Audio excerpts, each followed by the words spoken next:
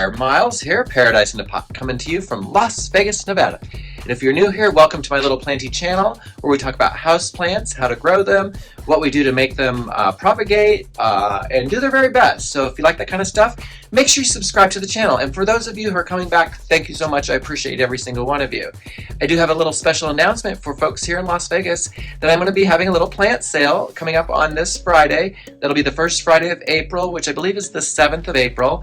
And I'm going to start doing that probably about 6 o'clock as the sun goes down so that I'm not cooking all the plants outside. And as long as it's not windy like it is today, we'll be a go-ahead. So right now I have 60 mile per hour winds going on, which has really kind of got me inside today. So that's why I'm going to record some videos with you. First thing I'm going to do is I'm going to turn you around in a moment and show you the plants that I do have already for sale. I'm going to be posting those plants onto OfferUp as the day goes on. And if you see anything you like, make sure you hit me up on Instagram, which is again Paradise in a Pot. I'll put that up on the screen for you so you can see how Paradise is spelled in case you need help with that, and there's underscores. And I'm also going to be potting up, let's see, I have my Euphorbia grantii. This is the biggest piece I have left, and it's rooted nicely. And I'm going to go ahead and pot this up. I've already taken 5 or 6 cuttings from that and passed them out to other friends already. And I have 3 potted up around here, a couple of which I am going to sell the smaller ones. This bigger one's going to somebody else. So that's not for sale, but we're going to pot it up. And then I also have some looking glass begonia that needs potting up, of course. Always have lots of this to go. So, and there's 3 of those. That's going to be part of the plant sale. So let's go ahead and turn around and take a look at what else I have for sale. All right, gang, I've got us turned around here. We're going to take a look at the plants that I do have for sale. Oop! As I crash everything down. Alrighty, gang. With the phone turned around here, the camera I should say. First off, I still have a few of these little Raphidophora Hayais for sale. I think I'm going to sell those probably for $5 each. They're really growing in there. They are looking for something to scramble up. And there's one even, I think, yep, this one, you can see is kind of trying to climb up the side there. So maybe it'll get taken off for you. $5 I think is a pretty fair price for those. I have this lovely skeleton key that comes in this beautiful terracotta. It's kind of a brownish terracotta. It is the top cutting from my last propagation, not the one I just did, but the one before that.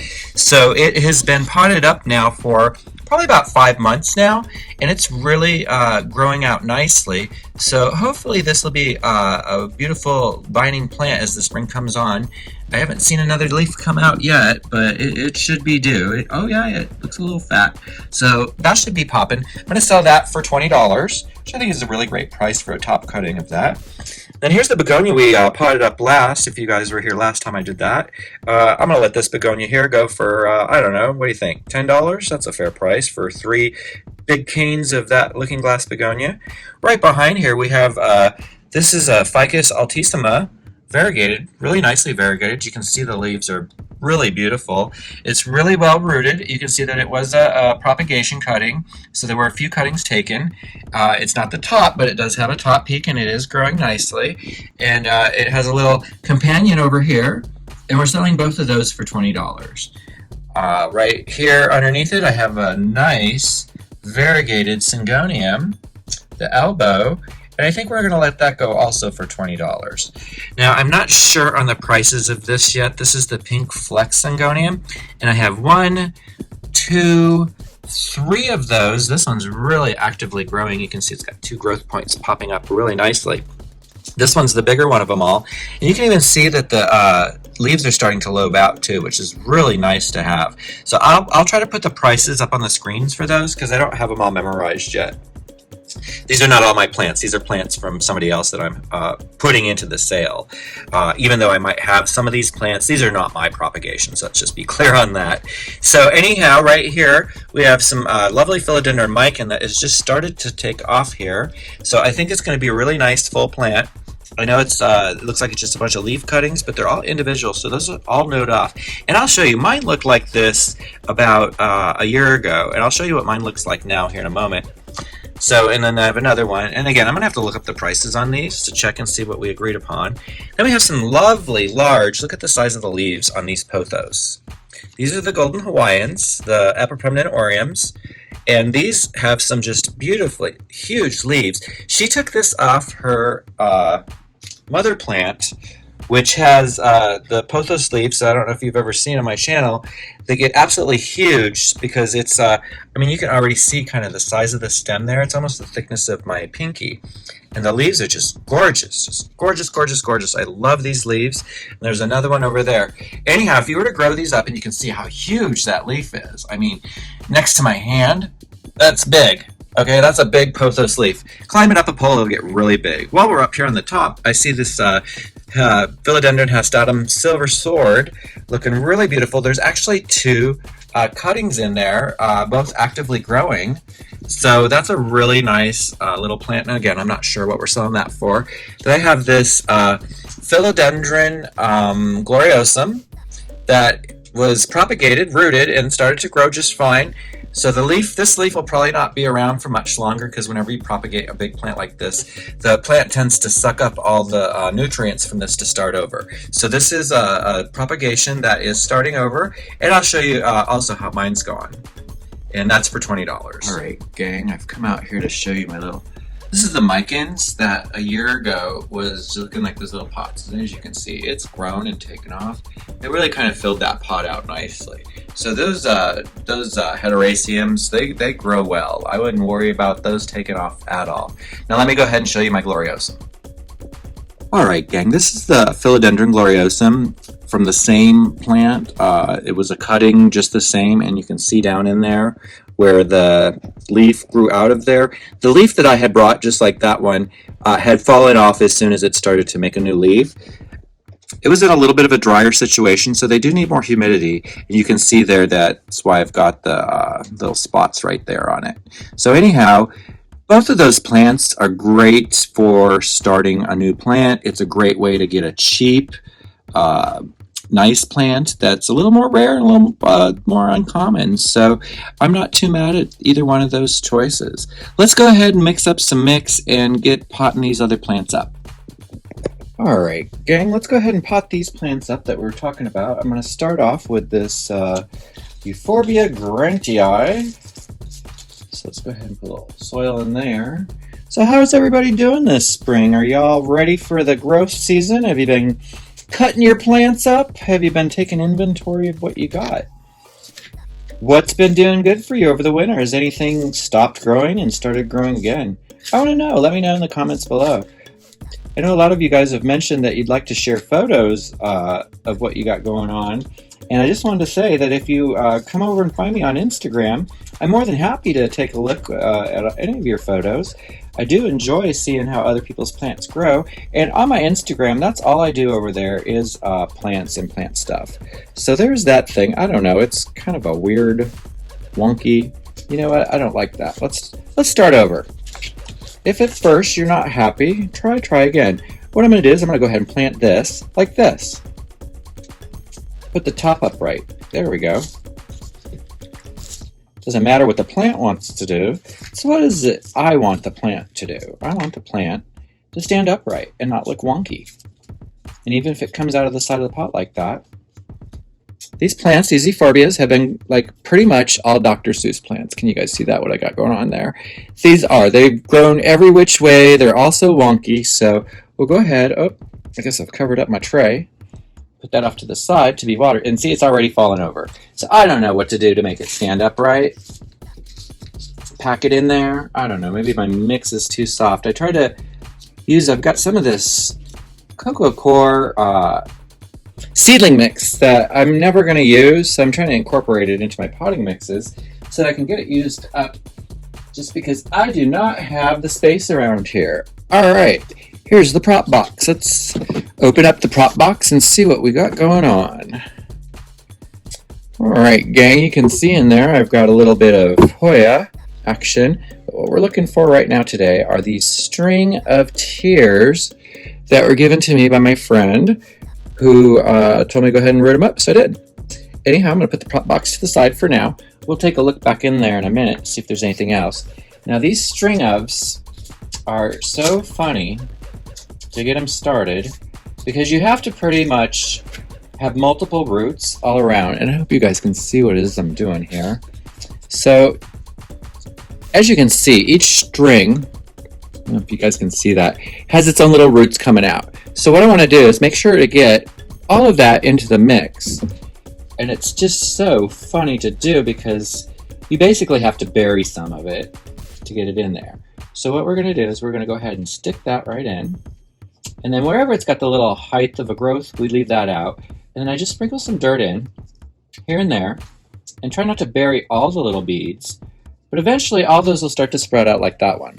Now let's see if we can't get them all into one pot so that we can have a really nice full pot of this. So what I'm going to do is instead of one by one, I'm going to grab each one. You guys see what I'm doing? All right. I'm going to grab each one and kind of find the root side down, the leaf side up. These leaves are the little teardrops. And we're going to just curl them all up together. There we go. Same thing. Oop. Go in the same direction. There we go. And what I do is I just monitor these guys and keep them moist for about a week, and then they really start to take off. At least that's been my experience with the string of pearls, which I can show you here in a moment as soon as we get this one in. It's a little tricky to get it started, but we're just gonna push it and lay it and turn it and push it and lay it and turn it and push it and just get all those roots down into the dirt. You guys can see what I'm doing over there. All right, and just get it all in there and then leave the tips out. So what we'll do, oh, and I can really smell it's not liking what I'm doing. I can smell that pine smell. Plants always tell you when they're not happy. You can smell them sometimes, their unhappiness. And basically what I want to do is really make sure I get all these that are roots into a bit of mix, and it'll figure itself out the rest of the way. This root obviously needs something to sit on it. Just sit there. You want to be in the dirt. You don't want to be out of the dirt. All right, and there's that. So that little string of will be monitored extremely closely for at least the first couple weeks. It'll also go into some really bright light. So let's go ahead and give those guys some water. We'll come back to the propagation box in a moment. Let's see, can you guys see what I'm doing there? All right, so see, as I water that in, I'm going to kind of wash off some of those and hopefully push down the roots. And now this one, I really want to soak so that it gets in there and settled. And basically we want to water these guys, and I'm using distilled water. And I'm going to just go ahead and say that yes, distilled water and water bottles can be very wasteful. However, I do not have the money to buy a water purification system, and I live in Las Vegas where the water is extremely hard, full of minerals and salts that build up really quickly on the plants because the water will evaporate and the salts and minerals will just stay right there, and it's such a quick process here. We have some of the hardest water. It's great if you like to keep fish that are particularly from the African lakes called African cichlids. Those do extremely well in our tap water. Most plants, though, don't like that salt when it builds up. So when I use the water, I use distilled water also because the pH is lower, and nobody ever talks about the pH of the water. My pH of the tap water comes out at about 8, which is really alkaline, which I guess if you're one of those alkaline water drinkers, that's probably a good pH for you. But if you're a plant, that's probably not the greatest pH. Let's turn this around, see if I'm cleaning the other side up. All right, there we go. It's finally starting to run through. So, I know you're going to all yell at me saying I waste those plastic water bottles and destroy the environment and everything else, and I couldn't agree more. But until I can afford a water purifier, what I do with those empty bottles is as soon as I'm done with the distilled water, I will go ahead and fill them with tap water, and I leave those out for the folks who are without a home. So at least they have some fresh water to drink out there, and the bottle gets recycled. It's the least I could do. It's the very best I could do with that until I can get a better way to do something with that. Now, let's see. Looking around here, I do see I have a few more begonias that could use some potting. So let me grab some pots for those. We'll go ahead and pot those up. And I think we're almost done, gang, with potting up today. I don't really see a lot of plants that need to be potted up other than what's right here. So we got these 3 little begonias. So we'll just go ahead and start off 3 little cups with some mix in the bottom. And the third one, let's see, some mix in the bottom. All right, so we got begonia pieces right here.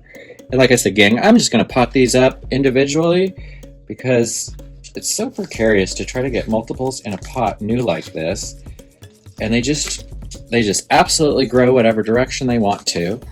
So it's just a matter of trying to find a way to put it in the pot to where it looks kind of decent. So here, we'll move these guys over. And I do let everybody who's freshly potted up soak for at least 30 minutes, because it seems to me, especially here in Las Vegas, that the soil mixes get really hydrophobic and do not allow you, look at that begonia, do not allow you to really do a quick water of anything. The water runs through so fast on my well-draining soil that I don't think a lot of this stuff has a chance to even absorb. So especially on newly potted plants, I'm real particular about doing just that. Giving them a good soak, letting them get wet. I figure they've just been living in water anyhow, so they could live in a little water for a little bit longer to ensure a really good transplant. So there we go. There's the last one. We're going to just put it in there, and we're going to fill it up. Scoop, scoop, scoop. And there we go. We potted up some begonia. All right, gang, let's go ahead and give these some water, and I'll turn the camera around and wrap this video up. Sound effects are included for free. Please tip your plant tuber. A little donation now and again would be helpful. I am, like I said, trying to save up to get that water purification system. It's about $300. Now, if somebody's got a better price, please let me know. But I'm particular on the brand I use, only because I've really used a brand for a long time that I've trusted and know it's reliable and that it works, and that I'm not going to have any sort of drama with the machine or the device and the company. So I'm not going to mention them because they're not a sponsor, but I am particular on that. And again, if you want to chat about it, go ahead and hit me up on Instagram. Let's pause it there. All right, plant gang, we got those all potted up and they're soaking right now, ready to go. So I hope I see you guys this Friday coming up. That's April 7th, first Friday. We're going to have a little plant sale here. If you mention that you know me from Paradise in a Pot and you're a subscriber, and I look and see that you are, I'll give you 50% off any plant you're looking to pick up that day. All right, that day only though. All right, gang, I look forward to seeing you in the next video. You all take care out of there and keep your plants growing healthy, and we'll see you real soon. Bye.